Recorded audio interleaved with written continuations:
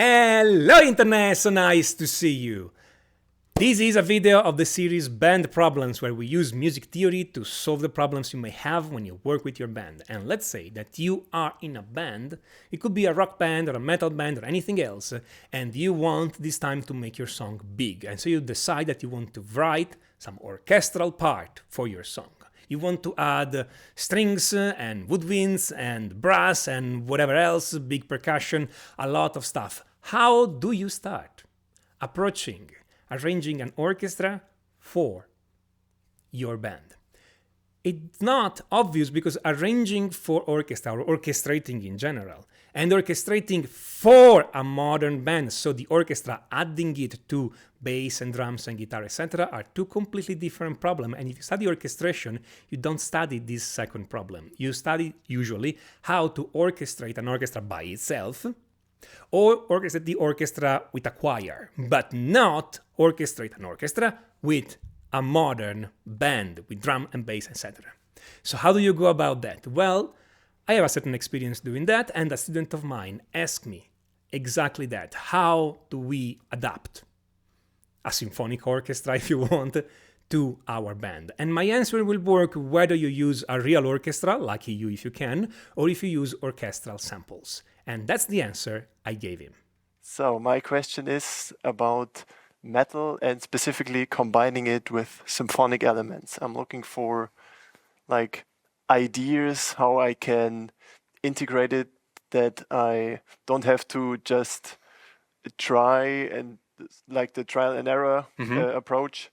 I want to have like ways and ideas how I know beforehand that it will work and that it will sound good. So you're thinking about having a metal song and then orchestrate it, so add strings, Yes. other stuff Exactly. to it, and you want to know how to make everything fit. Yes. Now the first thing is, what do you know about the orchestral instruments? I guess pretty much. So I'm composing for, I can compose for orchestral pieces. Okay, great. So you know that there are 4 families of instruments: strings, winds, brass, and pretty much everything else, percussions. Okay, you know that the 4 families are different. You know that the string can do nearly everything except power. Okay, you know the woodwinds have a lot of color, but they have a lot of idiosyncrasies in how they work. You know the brass are very powerful, but they lack the top end. There's nothing above the trumpet, so when you go above the treble clef, the treble clef, the last line of the treble clef, you don't have much for brass. You know percussions can cut through and they're powerful, but they cannot sustain in general. Okay, so you know a little bit. Great. And you know that every family has a spectrum, meaning there are high instruments and low instruments. On the string family, you have the violins and the violas, the cellos, and the double bass, from highest to lowest. And you have 2 sections of violins. And so on and so forth, right? We can go and describe everything, but you want to be long, okay? The main trick for orchestrate in metal, okay, it's this. It's forget about the low instruments. Eliminate them immediately, because you already have them. You have the drums and the bass and the electric guitars. And those 3, the rhythm section, but what a jazz player would call the rhythm section, and we can call them the same because pretty much that's what it is. Those 3 instruments already cover a big part of the spectrum and definitely cover all the low frequencies. So if you put a double bass in there, you're not going to hear it because it's exactly the same frequency as a bass. It's pretty much the same instrument. I mean, the extension is the same. Okay, so it's useless. You're just putting more on top that is not going to hurt. A cello, unless you do it on the high range, which would be great for a melody, for instance, but otherwise, so that the top string of the cello would sound good, but most of the cello is definitely too low. Don't even put it in.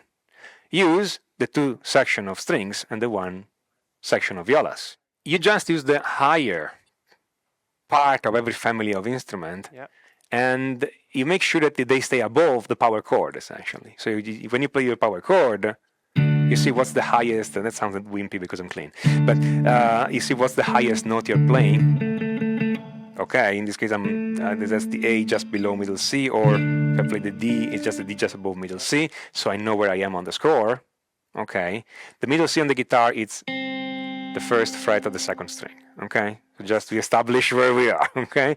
But we cover all the low side with the bass, and we leave that the orchestral instrument covered the high side, essentially. This means that we either have to not use some instruments, or we have to write for those instruments on the higher range. This eliminates a number of possibilities. Bassoons, probably up there, unless you play the bassoon solo, the thin bassoon solo. Okay, trombones, forget about them. You have an electric guitar, that's the function of the trombone, okay, and tuba and cimbasso and all that kind of stuff. No, they have just the electric guitar, that's your sound. Trumpets, probably. I mean, trombones, you can also play high, so they can work. Horns, you have to push them, okay, up in the treble range, and all this kind of thing. Woodwinds, you're going to use the clarinets, the oboe, and the flute, again, not the bassoon, and again, typically push them high. You segregate everything by frequency, and the metal band is on the lower frequency because that's what you hit, and the orchestra is on the higher frequency. And this way, they will not disturb each other, and everything is going to heard properly. That would be the first thing.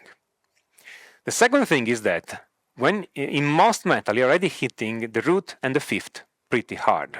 Okay?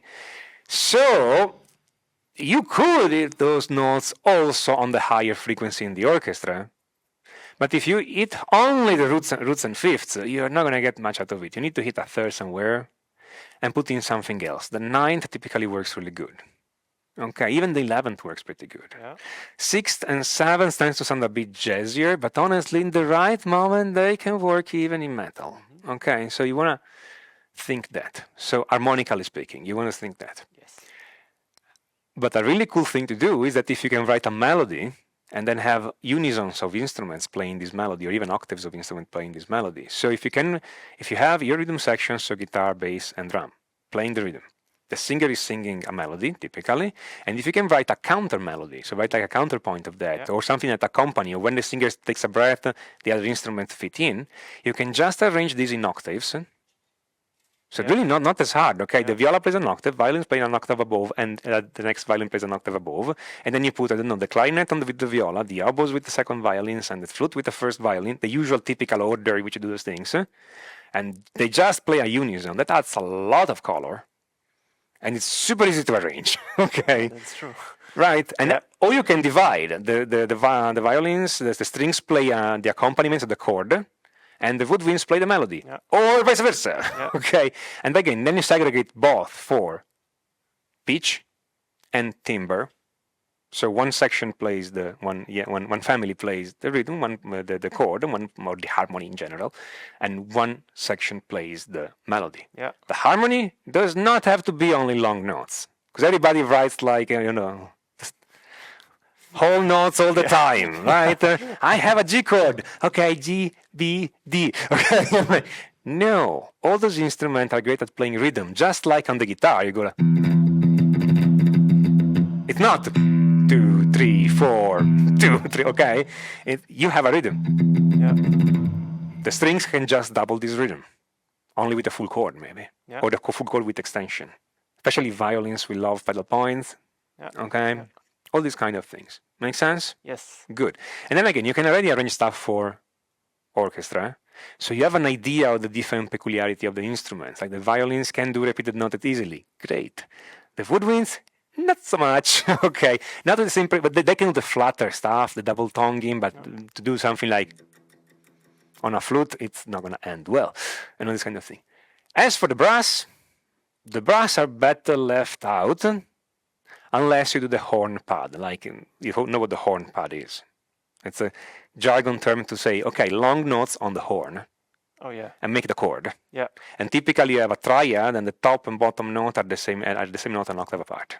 Okay, or you can play a seventh or ninth or something, but typically that's a triad with the top and bottom being the same. Those fill up a lot, but they risk to be overshadowed by the electric guitar. Percussions.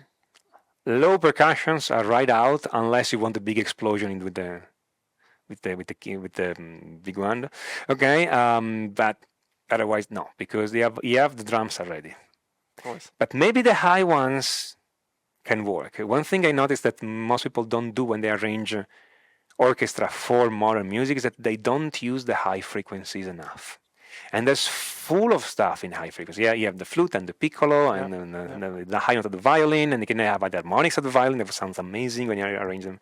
You have all the metal percussion, so like all the triangle and the glockenspiel, and then you have the xylophone, which is not a metal, but okay.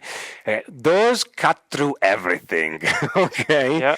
So use them, because on a metal song you have the big mid-low frequency and then nothing there.